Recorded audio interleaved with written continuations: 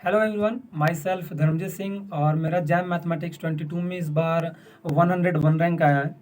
तो मैं उसी प्रिपरेशन के दौरान जो भी मेरा एक्सपीरियंस रहा है, मैंने कैसे कैसे पढ़ाई किया, कौन से टॉपिक कहाँ से कवर किया, वो सब चीज़ें मैं आपसे डिस्कस करने वाला हूँ, ताकि आप अगर 2023 के अगर एस्पायरेंट है तो आपको थोड़ा सा उससे क्या हो फ़ायदा मिल सके। तो फर्स्ट ऑफ ऑल शुरुआत करते हैं कि भाई मुझे पता कैसे चला, कब पता चला जैम के बारे में। तो जैम के बारे में मुझे फर्स्ट ईयर बीएससी के फर्स्ट ईयर में पता चल गया था। मैंने उसको उतना सीरियस लिया नहीं था, लेकिन जब सेकेंड ईयर में था तो कोरोना काल चल रहा था। तो उसमें हमारे दोस्तों में आपस में जैसे डिस्कशन होता है बात ही बात में, तो हम लोगों ने डिसाइड किया कि चलो भाई जैम की तैयारी प्रिपरेशन स्टार्ट करते हैं। तो उसी दौरान मेरा एक दोस्त था, उसने मुझे सजेस्ट किया कि ग्रुप थ्योरी से स्टार्ट करते हैं। तो ग्रुप थ्योरी के लिए उसने बताया कि सर ने अच्छा पढ़ाया, मैथोफिजिक्स एजुकेशन से संजीव सर हैं, उन्होंने बहुत अच्छा पढ़ाया है। तो मैंने भी कहा चलो भाई ट्राई कर लेते हैं। तो मैंने स्टार्ट किया ग्रुप थ्योरी के सर के लेक्चर्स से। तो मैंने अप्रॉक्स 6 या 7 लेक्चर्स देखे होंगे। तो मुझे लगा कि हाँ भाई चलो ठीक है, बढ़िया पढ़ा रहे हैं, मैं इन्हीं से स्टार्ट करता हूँ। तो मैंने सबसे बात करके इनका सब्सक्रिप्शन ले लिया और फिर मैंने ग्रुप थ्योरी से ही आप स्टार्ट किया। तो ग्रुप थ्योरी का लगभग लेक्चर खत्म हुआ। सर के असाइनमेंट्स को मैंने सॉल्व किया। सर के असाइनमेंट का जो डिस्कशन है वो काफ़ी यूज़फुल है। जितनी चीज़ें आपको लेक्चर के दौरान सीखने को मिलती है, उससे कहीं ज़्यादा आपको उसके डिस्कशन के दौरान सीखने को मिलता है। कुछ चीज़ें बची थी, उसको मैंने गैलियन से सॉल्व किया था। तो ग्रुप थ्योरी के लिए सर के असाइनमेंट्स और लेक्चर्स बहुत ज़्यादा हैं। आपको इससे बाहर के क्वेश्चंस नहीं मिलेंगे। कुछ चीज़ों के लिए आपको बुक रिफ़र करना पड़ता है। तो आप गैलियन, मैंने कुछ चीज़ों के लिए पढ़ा था, कुछ थ्योरम्स के लिए, तो आप पढ़ सकते हो। और सेकंड बात रही लीनियर अलजेब्रा। ग्रुप थ्योरी के बाद मैंने लीनियर अलजेब्रा किया था, साथ में मैंने अप्लाइड भी स्टार्ट किया हुआ था। तो लीनियर अलजेब्रा के लिए सर के मैंने लेक्चर्स देखे थे और लेक्चर्स के साथ असाइनमेंट देखा था।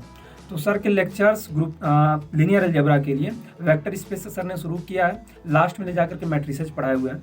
तो ग्रुप थ्योरी लीनियर अलजेब्रा मैंने पढ़ा और लगभग जहाँ से मुझे असाइनमेंट मिल सकते थे मैंने सॉल्व कर लिया था। तो ये शुरुआती दिन थे, तो मैंने इसके साथ साथ प्रीवियस ईयर भी सॉल्व किया था। तो प्रीवियस ईयर्स में सारे क्वेश्चंस मुझसे लग जा रहे थे। तो मैं बहुत ज़्यादा कॉन्फिडेंस में अपने आप को फील कर रहा था कि हाँ भाई चलो बढ़िया चल रहा है जो चल रहा है। उसके बाद अब जैसे जैसे शुरुआत होता है तो मेरा क्या हुआ कि प्रीवियस ईयर लगाना मैं छोड़ दिया। मैंने इसके बाद रियल एनालिसिस शुरू किया। रियल एनालिसिस के लिए सर के लेक्चर्स और एस के मापा बुक। भाई एस के मापा का लगेगा कि आपको कि क्या लिख दिया है, थोड़ा सा हार्ड टाइप का दिख रहा है, लेकिन जब आप उसको पढ़ने लग जाओगे तो काफ़ी मज़ा आएगा। मैंने एस के मापा को 2 से 3 बार अच्छे से सारे क्वेश्चंस लगा करके सॉल्व किए थे। तो उससे मेरा बहुत ज़्यादा कॉन्फिडेंस मेरा बढ़ा था। और रीमान इंटीग्रेशन भी मैंने एस के मापा से पढ़ा हुआ था। तो रियल एनालिसिस के लिए आप सर के लेक्चर्स और यहाँ से क्या कहा जा सकता है, आपका एस के मापा बुक से क्वेश्चंस इतने लगाया था। लेकिन मैंने गलती क्या किया था कि इसके बाद मैंने प्रीवियस ईयर नहीं लगाया था।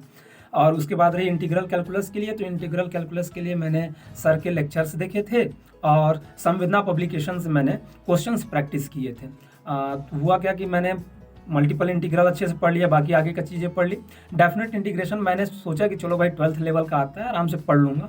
थोड़ा इसमें मेरा रहा कि जो जैम में क्वेश्चंस आए थे डेफिनेट इंटीग्रल की प्रॉपर्टी से, वो मुझसे बन नहीं पाए थे अच्छे खासे। तो फिर इसके बाद ओडीई की बात होती है, ऑर्डिनरी डिफरेंशियल इक्वेशन की। तो इसके लिए मैंने एम.डी. राय सिंघानिया बुक को फॉलो किया था, उसके सारे क्वेश्चंस को सॉल्व किया था। और जैसे कि 2021 में क्या हुआ था कि ऑर्डिनरी डिफरेंशियल इक्वेशन में रियल पार्ट बहुत ज़्यादा उसमें मिक्स करके पूछा था। तो एम.डी. राय सिंघानिया के नए एडिशन में वो चीज़ें भी दी हुई थी, तो वहाँ से मैंने भी बहुत चीज़ें सीखने को मिला था। तो एट लास्ट क्या हुआ कि जैसे शुरुआत में मैंने प्रीवियस ईयर क्वेश्चंस को सॉल्व किया था, लेकिन बाद में मैं प्रीवियस ईयर क्वेश्चन को छोड़ दिया था, जो कि मैं अपनी गलती मानता हूँ। इसीलिए मैं लास्ट में लो थोड़ा फील कर रहा था। लेकिन आपको मैं सजेस्ट करूँगा, जैसे ही आप टॉपिक पढ़ते हो तो आप उसके साथ साथ उसके प्रीवियस ईयर क्वेश्चंस को भी ज़रूर लगा लो, ताकि आपको पता चल पाए अच्छा यहाँ पर मुझे थोड़ा सा ज़्यादा एफर्ट देने की ज़रूरत है। और लास्ट टाइम पे मैंने मॉक टेस्ट दिया था, सर का मॉक टेस्ट दिया था, एक और कहीं से दूसरे कोचिंग से मैंने मॉक टेस्ट लिया हुआ था। तो मॉक टेस्ट देने के बाद मैं एनालाइज करता था। मॉक टेस्ट में मेरे बहुत ज़्यादा मार्क्स नहीं आया करते थे, वही 100 में 35, 40, 42 के अप्रॉक्स आते थे। तो मुझे लगता था यार मुझसे तो नहीं हो पाएगा, मुझसे शायद मुझे कॉलेज नहीं मिल पाए, शायद ये हो जाए वो हो जाए, बहुत सारे दिमाग में आते थे। लेकिन एग्ज़ाम वाले दिन जैसा कि मैंने बताया कि मॉक टेस्ट दीजिए, उसके साथ साथ आपको क्या करना पड़ेगा, उसको एनालाइज़ कीजिए कि अच्छा यहाँ पर मैंने ज़्यादा टाइम दे दिया, यहाँ पर हमें छोड़ देना चाहिए था, यहाँ पर मुझसे गलती हो रही, कैलकुलेशन मिस्टेक मुझसे बहुत ज़्यादा हुआ करता था, मैंने उस पर भी ध्यान दिया था। ठीक है, तो मॉक टेस्ट ज़रूर दीजिए, एक ही कोचिंग से दीजिए, लेकिन उसको अच्छे से एनालाइज कीजिए। हर एक सप्ताह पे होता है, तो संडे संडे जैसे आपका बने उस तरीके से आप आराम से दे सकते हो। तो रही बात, तो लास्ट में मैंने जैसे देखो भाई, पढ़ने की बात अलग होती है, तो लास्ट में मैंने देखो प्रीवियस ईयर को 1 से 2 बार मैंने लगाने का कोशिश किया था, लग नहीं पाया था दोबारा, लेकिन एक बार लगभग मैंने क्वेश्चंस लगभग लगा लिए थे, ताकि थोड़ा सा कॉन्फिडेंस आ रहा था। उसके साथ मैंने गेट नेट से जो मेरे सिलेबस से मैच किया करते थे, उसके भी प्रीवियस ईयर को मैंने काफ़ी अच्छे से लगाया था, समझ के लगाया था, ऐसा कि हाँ क्वेश्चंस आए तो बन जाए।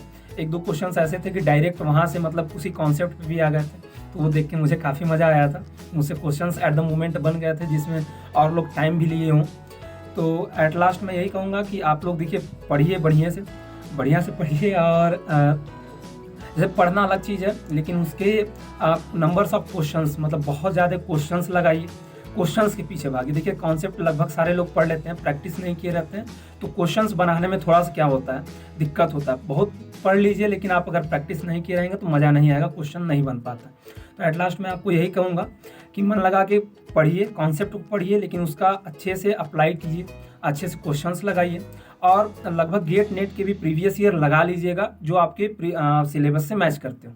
ठीक है, चलिए, आपको 23 के लिए all the best. Thank you.